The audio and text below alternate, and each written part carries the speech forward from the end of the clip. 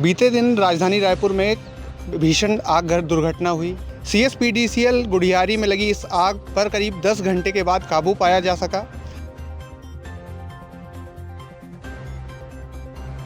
इस घटना के साथ ही प्रशासन की आपदा प्रबंधन की भी पोल खुलती नजर आई। शुक्रवार की दोपहर 12 से 1 के बीच में लगी इस आग को बुझाने के लिए दमकल की गाड़ियों को मौके पर पहुंचने के लिए 1 घंटे का समय लग गया। गुढ़ियारी इलाके में स्थित CSPDCL के मुख्य गोडाउन में आग लगने से 4000 ट्रांसफार्मर, मीटर, कंडक्टर, वायर और ऑयल जलकर खाक हो गया। आगजनी की इस घटना में बिजली कंपनी को अनुमानित 400 करोड़ रुपए से ज्यादा का नुकसान हुआ है। भीषण आग पर काबू पाने के लिए 30 से 40 फायर ब्रिगेड की गाड़ियों को 10 से ज्यादा घंटों की मशक्कत करनी पड़ी। देर रात तक SSP, कलेक्टर, फायर फाइटर प्रभारी और जिला प्रशासन के आला अधिकारी मौके पर मौजूद रहे। गोडाउन में लगी आग से वहां रखे ट्रांसफार्मर फटाके की तरह फटने लगे। जैसे जैसे आग बढ़ी तो दूर दूर तक आसमान में धुएं का गुबार दिखने लगा। पुलिस ने 3 किलोमीटर के दायरे को खाली कराते हुए रास्ता ब्लॉक कर दिया था। इसके अलावा आसपास के घरों को भी खाली कराया गया। 3.5 एकड़ में फैले इस गोडाउन का लगभग पूरा हिस्सा आग की चपेट में आने की वजह से जलकर खाक हो गया। आसपास के रहवासियों के अनुसार दोपहर 1 बजे के आसपास पहला धमाका हुआ। कुछ देर बाद 3 से 4 धमाके हुए और स्टोर के अंदर बड़ी लपटें दिखाई देने लगी। हम लोगों को जब पता चला, जब वो आग लग चुकी थी, हम लोग करीब 1 बजे वहाँ पर जाके देखे, जब सब फोटो वोटो ले रहे थे तो हम लोग सोचे इतना भीड़ क्यों लग रही है करके हम लोग दुकान देख रहे थे।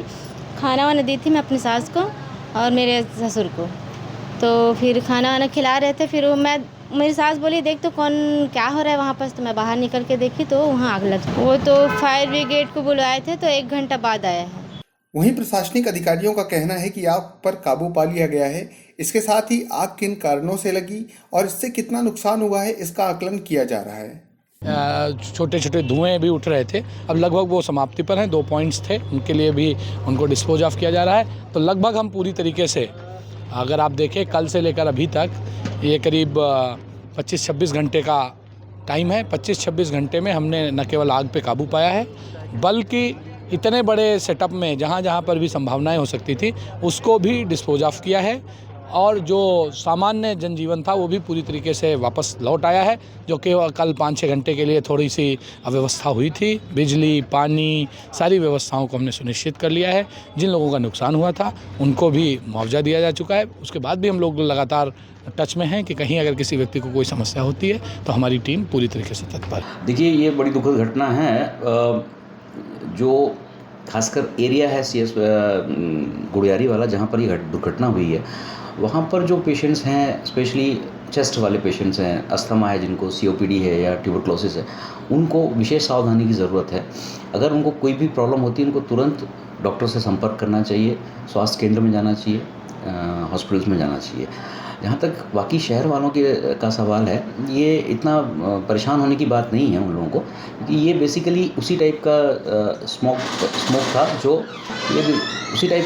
था जो अपन पोल्यूशन गाड़ियों में लेते हैं। गाड़ियों के धुएं में जो रहते हैं हाइड्रोकार्बन्स, वही हाइड्रोकार्बन्स हमें कल के धुएं में मिले हैं। मैं रेस्पिरेटरी पेशेंट्स को ये सलाह देना चाहता हूँ कि वो अपना विशेष ध्यान रखें और खुली हवा में रहें और ऐसी जगह पर जहाँ पोल्यूशन कम हो।